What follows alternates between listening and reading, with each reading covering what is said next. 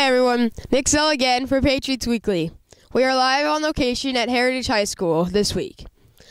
Our studio is under renovations. Well, okay, we left it at a friend's house. But how do we get on the field even though the gate was locked? Oh, never mind. But we did bring our trusty TV with us. Although, I'm not sure how it's floating. It's kind of creepy. Anyway, the Patriots went into Pittsburgh and came up with the short end of the stick, 42-20.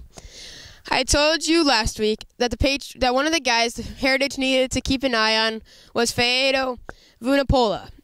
Needless to say, he ran all over the field with 226 yards. The defense just couldn't find an answer for this guy who just refused to go down. There were, however, some bright spots in the game. So let's jump into the top 10 plays of this week.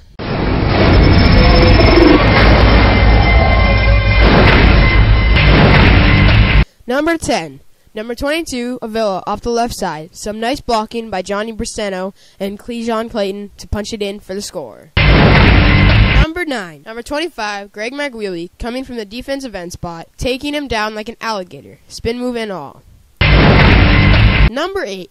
Cutter under center, makes his fakes, rolls right, and finds senior Jeremiah Potty in the middle of the field for a key gain. Number 7.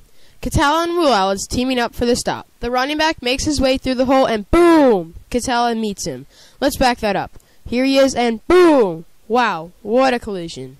Number 6. Cotter under center again, and he gets swallowed up by the entire Pirates defense. But somehow, some way, his line keeps blocking. He pops out and turns a sure loss into a 5-yard gain. Number 5. Number 14, Eric Smith on the coverage down the right sideline. The Patriots got flagged for holding on this one, but from what I can see, it's a nice play by our defensive back. Number 4. Cutter handed to Clayton some razzle-dazzle down the sideline for a nice gain. Number 3. Ruelas teaming up again, this time with Jeremiah Potty, as Potty shoots through the gap and Ruelas grabs the QB as they both take him to the ground. Number 2. Cutter under center, pitches it to Clayton, going right, sidesteps and whoop, makes first guy miss, and boom! Catala levels the defender. Wow, back that up. Here's Catala, and boom! There goes the defender. Then it's off to the races for Clayton. Number 1. Number 3, senior Darren Woods had a great day. First, after number 58, Ada Shahidi forces a fumble. Woods picks up the fumble and scampers down to the Pirates' 6. Next, coming from the left, he tracks down the running back and stops him at the line of scrimmage. Finally, coming off the edge, he tracks down the quarterback for a huge sack, followed by a little celebration. Nice play. One of the bright spots of the defense was number 3, Darren Woods. Nick caught up with him after the game. Take it away, Nick. Thanks, Nick. I'm here with senior linebacker Darren Woods. Thanks for joining me, Darren. You had 15 tackles, 2 fumble recoveries, and a nice return. What do you think the defense has to do to improve next week against Freedom? All I can say is we just got to come harder. Just come harder. Everybody, we made a lot of mistakes. I honestly don't feel like we deserve to win. We made too many mistakes, too many blown assignments. So, we just got to practice harder and come back next time harder. As a senior, what do you do for the younger players to keep them motivated? I just talk to them. I try to talk to them. I always had that guidance when I was, a junior, sophomore. So I try to do the same thing. They did it to me. I'm just trying to pass it down. Do you want to go to college after this year? Yeah. What colleges are you looking at? I'm looking at San Diego State, Sac State. I'm just testing out all my options. I'm not really looking at one specific college. I'm just, whoever looking at me, I'm here. Thanks again. Even though they lost, the Patriots will have to move on to next week where they face Freedom High School. Freedom just knocked off Deer Valley, and this game is critical as ever. The Patriots have to win one of the next 2 games to make it to the playoffs. That's it. This is Nick Zell live from Pittsburgh High School. Back to you in the studio.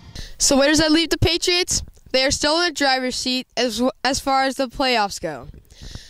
Quite simply, they needed to win one of the next 2 games to get in the playoffs, and both to get a higher seed.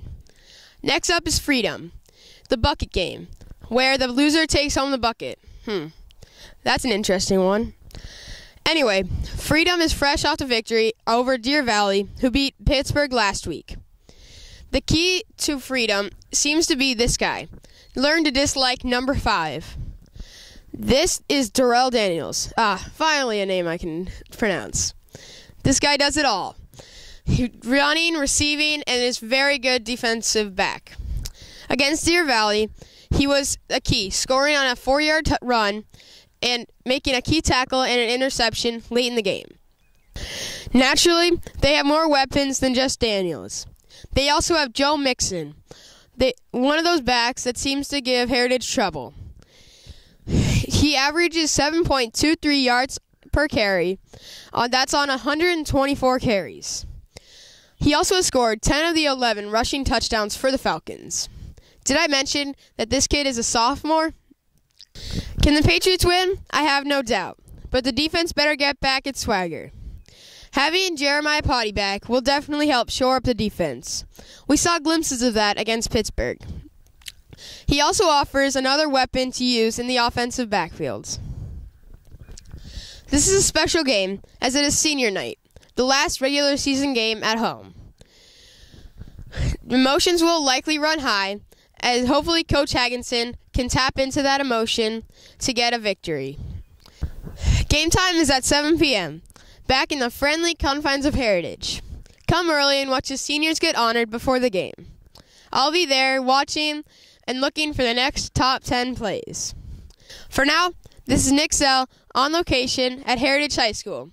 See you next week for Patriots Weekly.